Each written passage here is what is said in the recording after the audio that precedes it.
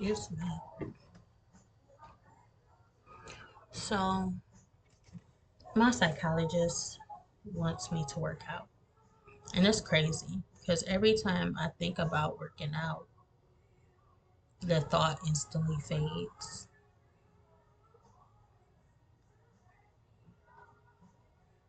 This again is due to trauma.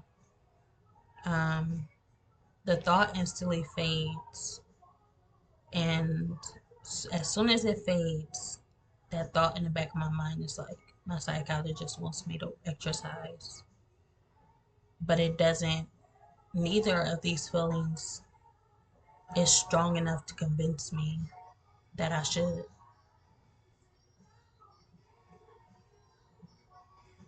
I was having a conversation one day, and the words I said just surprised me because I never thought expressing myself came so easy.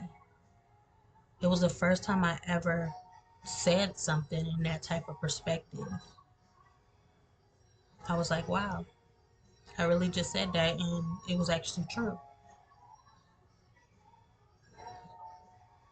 It's like when I want to say it, it doesn't come out. It was like I was on autopilot.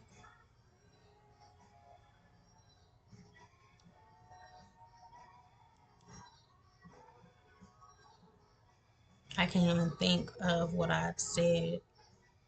I'm trying, but I can't think about it. Maybe it's not meant to be said right now, but it was so important to me that I wish I could have said it. I wish I could say it now, because it's something I really need to think about, and um, I need to take into consideration every single day. They asked me, well, is it social anxiety? And I was like, now that you kind of say it, it may be because what I did say, I said that anytime I think about getting into a relationship or a friendship with somebody, I don't even, well, yeah, I'm more so thinking about it first before I can even let it play out. And he asked me, he was like, well, do you think you're self sabotaging? Or do you think you are sabotaging any relationship or any friendship you come across? And the answer is yes. I'm sabotaging those relationships. But I don't mean to. So I told him it's depression. When I get into a relationship, when I get into a relationship or some type of friendship with somebody, instantly I get depressing vibes. But when I'm not in that relationship or that friendship, or I'm not even thinking about a friendship with anybody, I, I'm not depressed.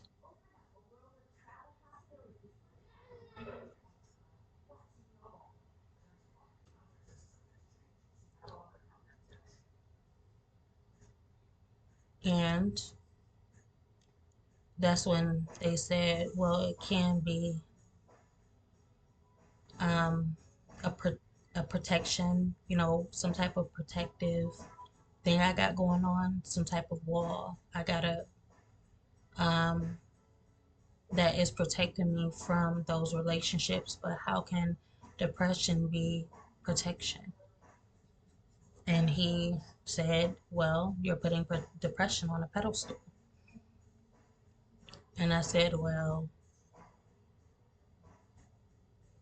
I have depression doesn't bother me. Depression just makes me feel like I'm still connected to history because I'm gonna keep reverting back to this because that's what I've learned in history, and that's when I say it's that conditioned mindset. They made us sit down and read those history books, and I didn't like it at time. At I didn't like it until I was on Adderall. And what does Adderall do? It makes you focus in on and blow everything out of proportion. You know, that's what Adderall does. It blows everything out of proportion and it just makes it seem bigger than it actually is. So when I was on Adderall, I started paying real close attention and I started reading and I started liking what I was reading about history. I started liking the videos and the documentaries and I just felt like I let it sink in, you know. Depression is history, you know, and as I've said in my videos, we are the poops of our history. We are the doings of our history. And he said this is the problem. I am making depression, I am becoming a defense to depression. I'm defending depression. I was like, wow, because I won't let go of that thought. I won't let go of that idea. But I'm thinking to myself, like, maybe it's not meant for me to let go of that thought or that idea. What is the positive, the pros of depression? You know, depression humbles you. Depression makes you sit down.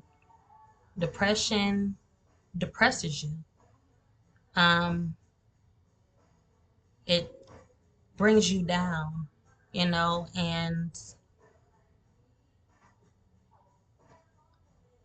it's only a shadow. It's like a shadow. When you walk in and you see that shadow on the ground, that's like depression. You know, you can't run away from your shadow no matter how hard you try. You can't run away from it. Depression teaches you acceptance. You're okay with feeling this way because at the end of the day, there's nothing you can do about it and it's out of your control. It runs through your family's blood. The emotions, the feelings, the trauma, the experiences. I'm not saying it runs through your bloodstream as if, you know, you're growing, you're a seed growing and you become, oh yeah, this seed's name is depression. No, I'm saying that the experiences, the traumas that our family and our ancestors experienced was our shell. That's our shell. And it's going to take a long time. And it may not even, you may not ever get out of that shell. Most likely you won't. But you'll learn to accept that shell for what it is. Accept your life for what it is. Accept history for what it is because you are history. No matter how bad you don't want to be. I wrote this thing and I was like, I used to say I always, when I went into history, I just started breaking down the word his story. I was like, his story is not my story. And that's what I truly believe, you know. And I'm like, that's not my story. As bad as I don't want to accept it, it is my story. You know, as bad as we don't want to accept that this life is our life, we have no other life but who we are inside. Our future is our past. We can break as many chains as we want to, but it won't undo what's been done. We were manifested from those feelings, those emotions, those traumas, those, you know, whatever was experienced, we are manifested from that. And by the end of the day, it makes you think,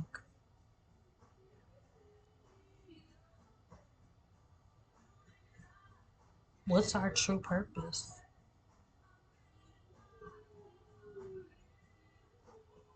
when you really digest everything, what is your true purpose? And right now, I feel like it's a time to take that depression pill.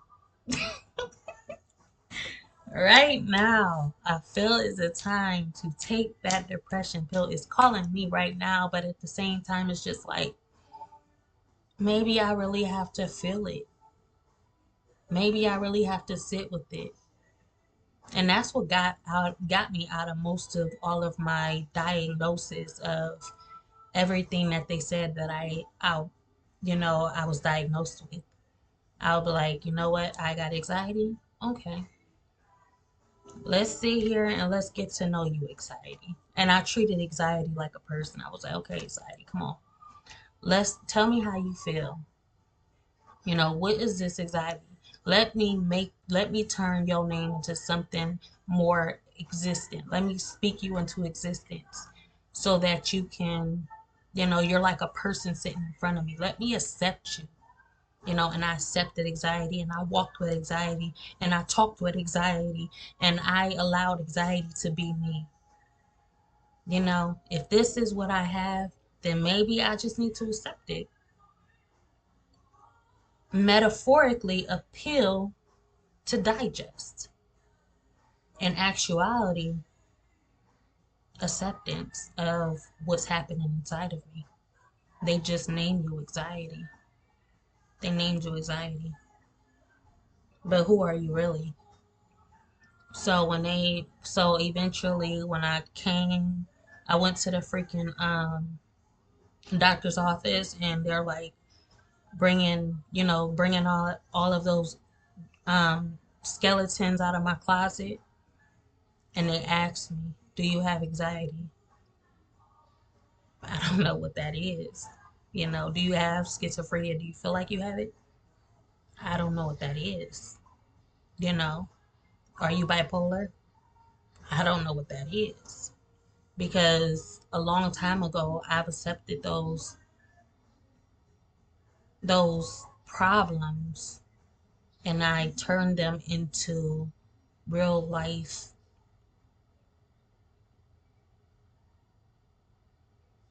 I turned them into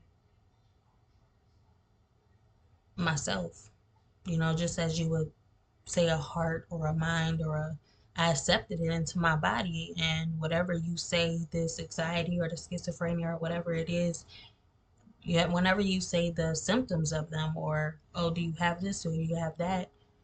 I see it as me. And I'm just like, all of this that you're naming is just me. I mean, those are the things that I go through. And this is, I'm hyperactive. Sometimes I'm not, they're emotions. They're a part of who I am. So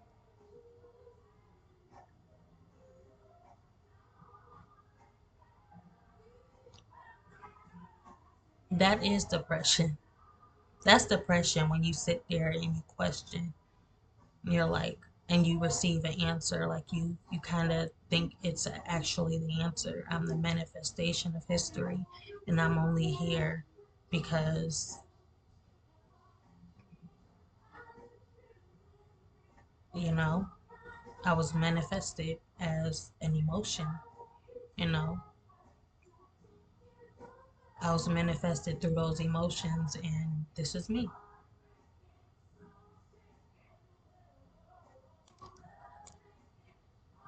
Um, and it doesn't go anywhere else from there. I can't think of, there's no other, um, there's nothing else to say more than that. Like, I can't see anything else from that. So, what would you call that?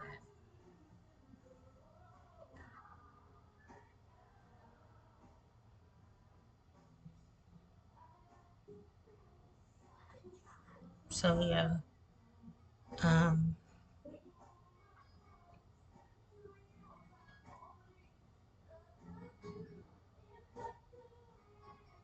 back to the topic of friendships. I receive friendships first. I mean, I received depression going into a friendship, but eventually the depression dissolves. And that friendship or that connection with that person isn't depression, it's more so of natural. You know, it becomes natural to me after the depression, after the feeling of depression. It's like that connection, having that connection with somebody where, you know, y'all connected.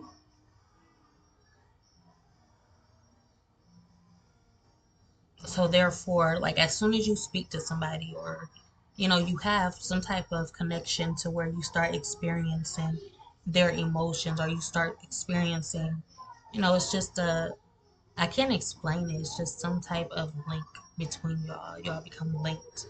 You know, as soon as you have that thought, as soon as you have that thought about that person, or you made up your mind that you're going to talk to this person, you've already established that this person is going to be a part of your life. So now that you have that established,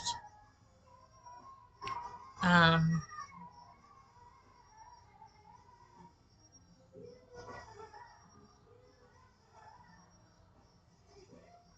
this person or this connection with this person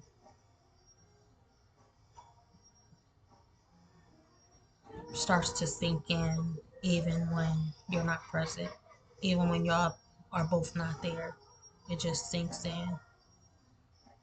And whatever is happening between you two, the universe is putting everything together for you because it's going to happen anyway. So that next moment that y'all meet up, it's not really up to you, but you think it's up to you, but it's not really up to you. And you're just carrying on with your daily life, and eventually meeting that back up with that person is the universe bringing y'all back together. And in that moment,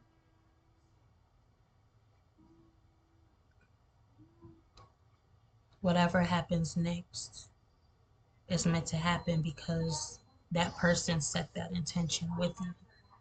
So now your next step is their next step. And whenever that connection goes away, that person goes away because that's all they wanted with you from the start.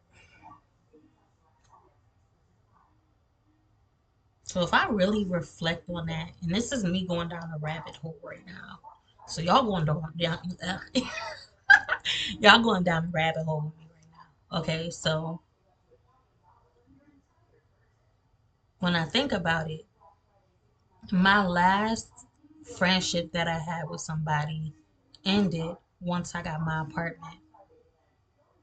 So maybe that was the intention of them. You know, they got to know me, I got to know them, they got to know my situation. They didn't really talk too much about their situation, and I didn't question it, you know. So,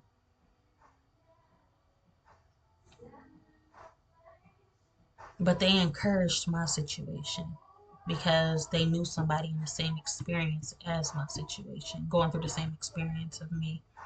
So, eventually, like I said, I got here, and boom, that connection just kind of went away, and I didn't question it. Obviously, they didn't question it, and I'm here. So maybe this is what they wanted from me or wanted for me. Um,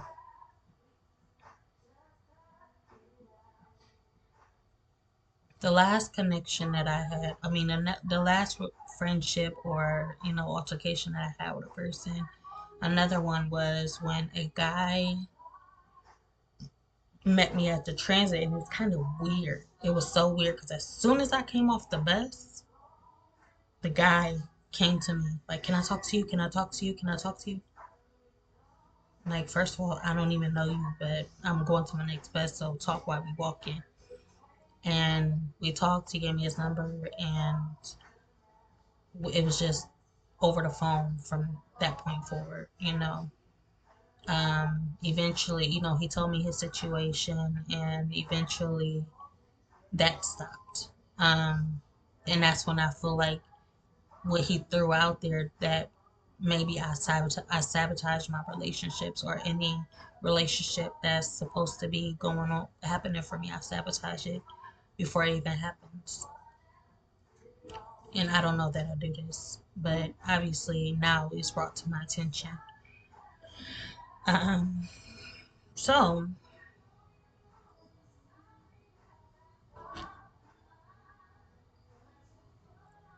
when um, that ended when I stopped allowing myself to be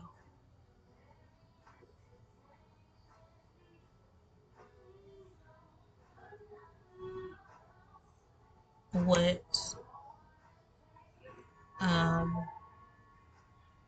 because he told me where he was from, and where he was from was somewhere that I hadn't gotten over yet. So I haven't gotten over the fact that I was there. I haven't gotten over the experience, and I haven't moved on from there yet. And that's when the relationship between the little whatever it was between me and him stopped, is when I stopped thinking about that place, and I stopped comparing that place to where I was, and I just accepted that place for what it was, and my experience for what it was, and I stopped holding that on a pedestal. And that's when he that thing that relationship kind of just disappeared. So another relationship or another friendship that I had came in contact with was with this guy. And this guy, when I met him, I spoke about him as well. He lost his car keys. It was that guy. And when we met, it was at a point of me being angry. I was angry at a certain situation in my life, and he was the encouragement for that situation. So he encouraged it. He was, praising the fact that I was upset at that certain situation, and as if he was in the same situation, which he was in the same situation. A lot of these people are in that same situation, and that is just something that we have in common ground right now. That's our common ground. So once I became the light to that situation, and I didn't dwell in that dark place with him, and I'm just like, it's like me standing up, and we both sitting in a dark place. I stand up, and I'm like, well, I'm not going to stay here with you any longer. I'm not going to continue to dwell in this place when I know that our experiences we had, this experience won't make me. So, and that's when I kind of got up. And that's when that friendship ended, that connection ended. Um,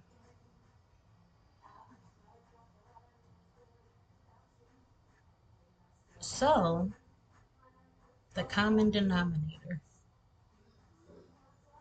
that's what it comes down to. Because it's just like throughout my whole life, the one thing we all still have in common is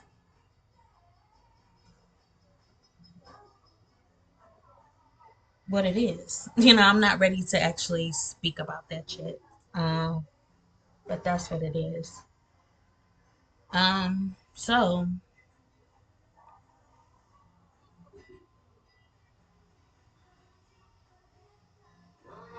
any other connections besides men, I will go down to the woman, you know, the friendships in that area.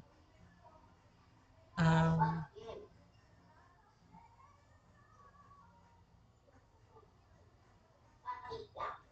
and it seems like the common denominator with the woman is the same way, because there was this one um, experience I had with this one, well, this one friendship. You know, she was expected. She was always in expectation. You know, she was always handed. She was holding her family on a pedestal, and she was, you know, they had expectations of her, and she was running at their rescue. You know, kept running and running and running. And I feel like that was a part of my life that I had let go of, but I was still kind of holding on by a thread, um, unwillingly. But it makes sense because this is what he pointed out. He said that um, my past, basically, um,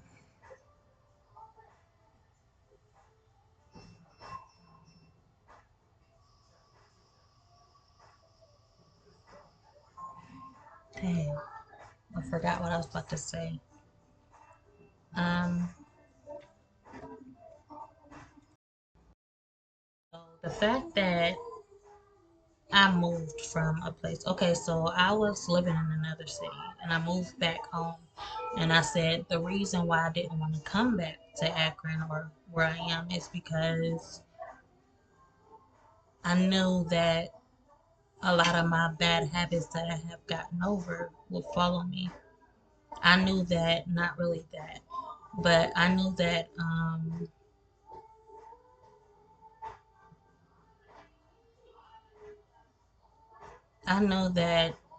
yeah, those bad habits or those patterns of how I used to be, not really drugs and stuff, more so of a way of going, like, you know, um basically like me doing things a certain way. You know, I did things a certain way here, and then I did things a certain way at the other city, and I feel like that this city had that type of influence over me to where I'm not that same way anymore.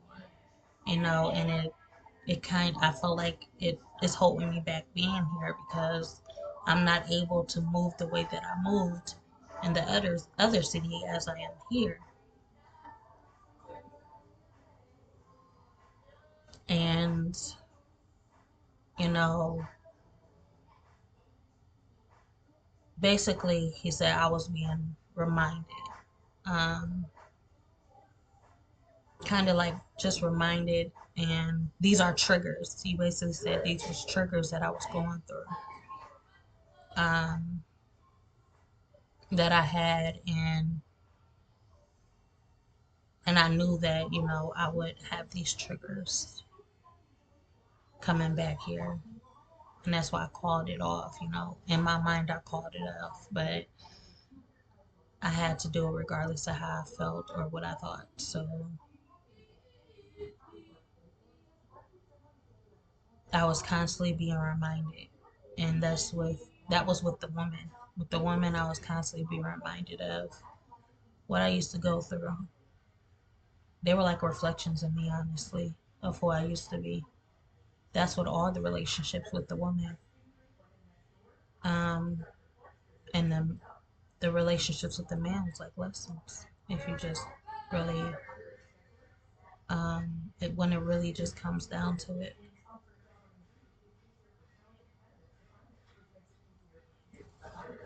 Um, so yeah.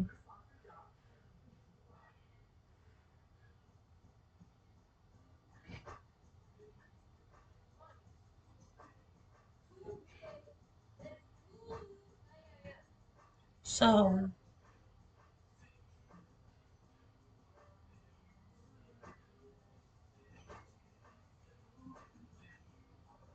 I explained that my reason with these friendships, I'm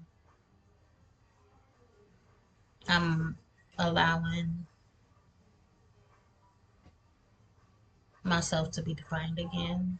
Um, basically he spoke about influence. You know, I have an influence over all of my decisions, and I'm not acting on my own decisions. And that's actually in the Bible.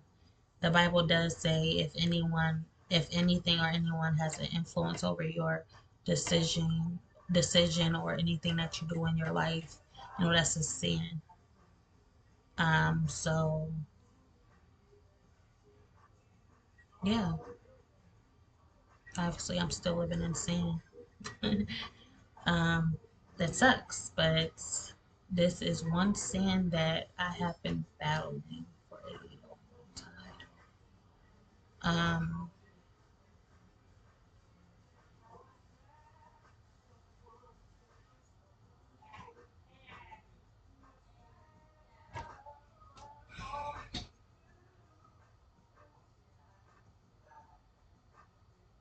so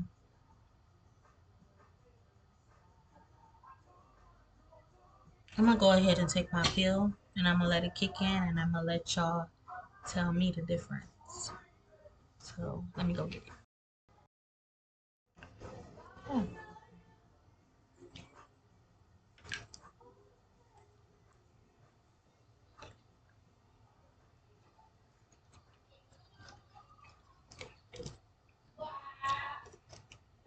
Yeah. So yeah, I really do want to work out though. I do,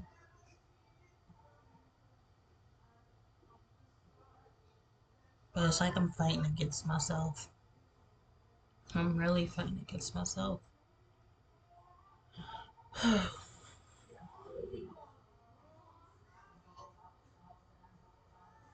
I've always had that problem though.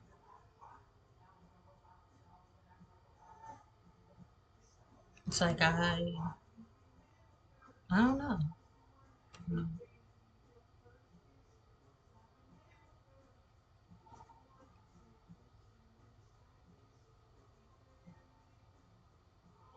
This is what music does to me. If y'all hear music in the background, it makes me very emotional. I don't know if y'all it does the same for anyone else, but um,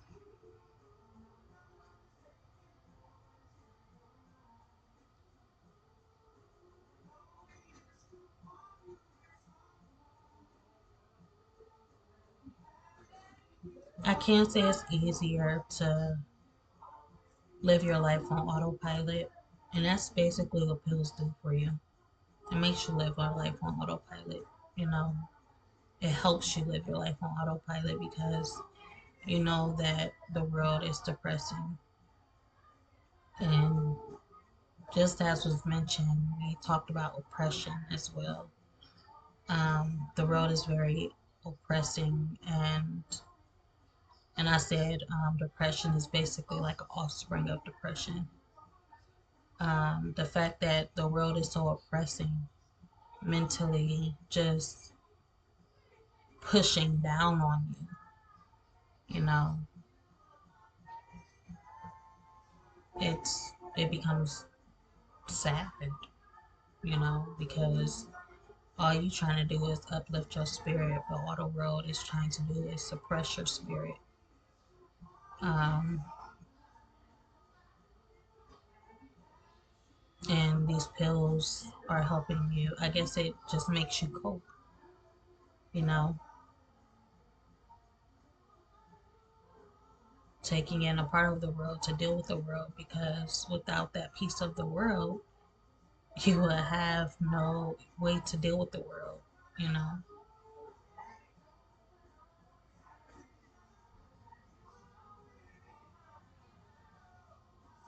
Sometimes you gotta have a piece of the world to really help you understand the world because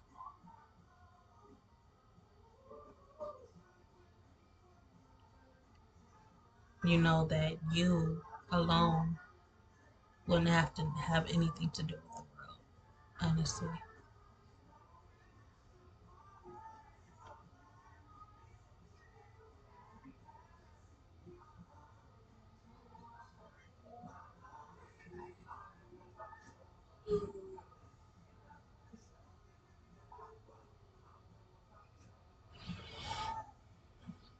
But I don't know how I'm holding depression on a pedestal.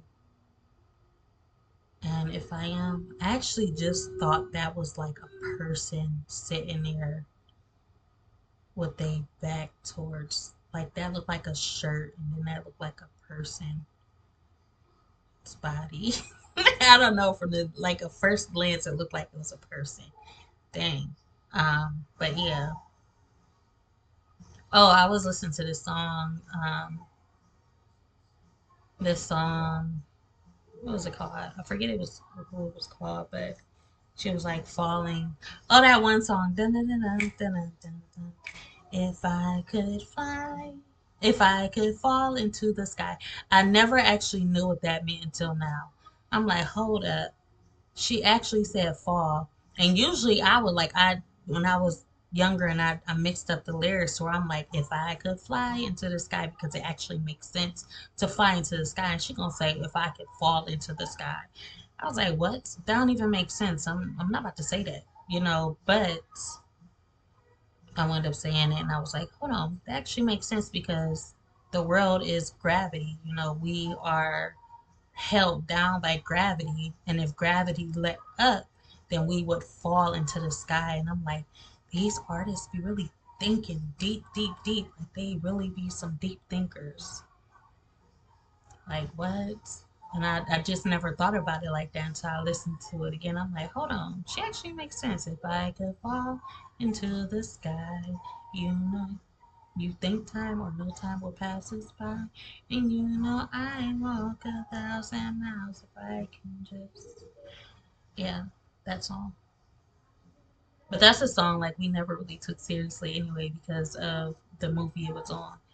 And that's another thing. People can be putting they all into a certain song, and then turns out it's on a freaking movie, a comedy movie, a comical movie that's making you laugh about it. And this person's really being serious, but you're laughing at their lyrics and stuff because of the movie it's on, and it just that's how, yeah.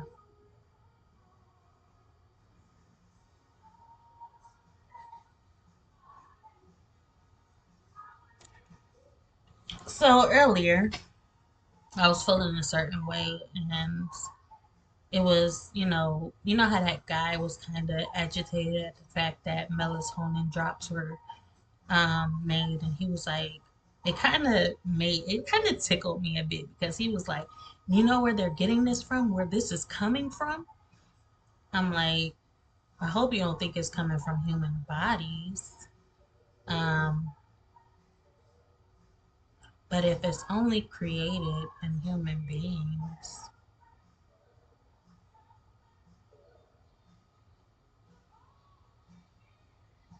and it's only in the pigment of the skin,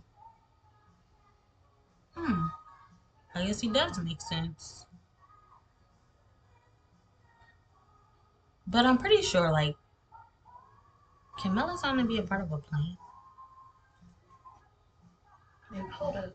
Because that actually makes sense. Hold on. Um,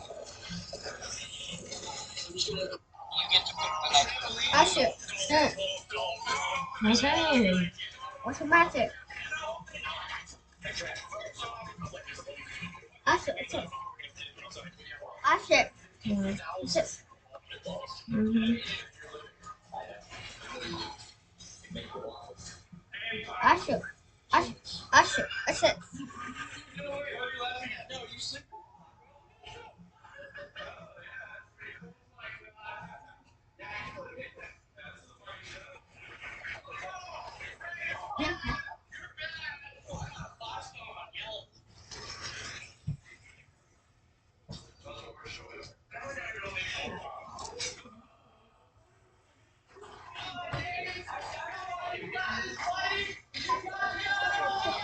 Right back. Be right back here. Okay, so it says melatonin is primarily produced in the pineal gland, a small endoc- endocrine organ located in the brain. It's also found in trace amounts of certain foods, such as nuts, seeds, and fruits. So, if we think about it in a way of, them not harming anybody or taking, stuff from other people's bodies, let's hope they, just took it from food such as nuts and seeds and fruits and made this solution or made this product where you can digest it. And that makes sense because you can digest it if it's like a food and they said it's natural. Um, but it's naturally produced in the pineal gland. So, and there was also this video that they talked about this man. Um, they talked about Albert Einstein. They actually cut open his brain, and one of the guys cut off his brain. He was supposed to be getting cremated, but instead they cut open his brain, and he stashed a whole bunch of pieces of his brain everywhere, parts of his brain in jars, like contained jars, and put them on the shelves, as well as took some home, as well as sold some to museums and other doctors. Well, other doctors, I don't think they said museums, but I wouldn't be surprised if they did. But yeah, I'm just like, wow. And he only did this because he wanted to know. He wanted to know why Albert. He wanted to figure out Albert Einstein's genius, brilliance. How stupid does that sound? You cut someone's brain. You slice open their brain, you keep their brain, and you study their brain to figure out their brilliance. What makes them so genius? What first thing came to mind was genetics. If you want to learn about his brain, you would basically study his father. I did who this? You would study his ancestors. So I'm just like, hold up. Why would you do that? Like, make that make sense for me. But yeah, he just brought it to my attention that these people, I forget what they call it though, the ones that bury the dead or, get the dead deceased ready for the funerals and stuff like that. You don't know what they can be taking away from those bodies, you know. And the more people die, the more access they have to body parts and fluids and whatever is in that body is for the taking. So I'm like, maybe that guy got a point. It's like, do y'all know where this is coming from? If it's only produced by humans, but it's also produced in, it's also, there's trace amounts in certain foods. So trace amounts is like small, you know, small amounts, small portions, like you wouldn't be able to do anything with bits of nuts and seeds and fruits. They take a lot of good though. But it's naturally produced in the pineal gland though. Right now.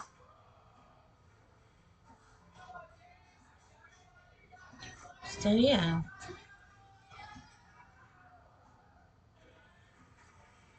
Why did you take your cap off? I put a cap on his head.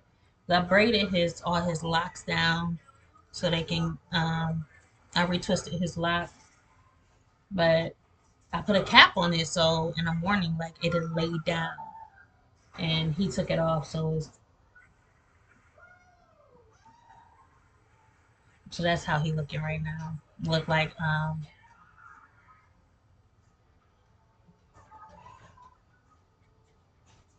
Tyler the Creator. That's what he look like. He look like Tyler the Creator. But yeah. I think that's what his hair be looking like. Am I wrong? Or is it the other guy? Usher, sis. Usher, Usher, Usher, what's it? No, it's not Tyler. Usher. I forget who it is though. It's the one guy that got his dreads everywhere. Usher, what's it? Can't think of who he is though. Usher, sis. Hmm.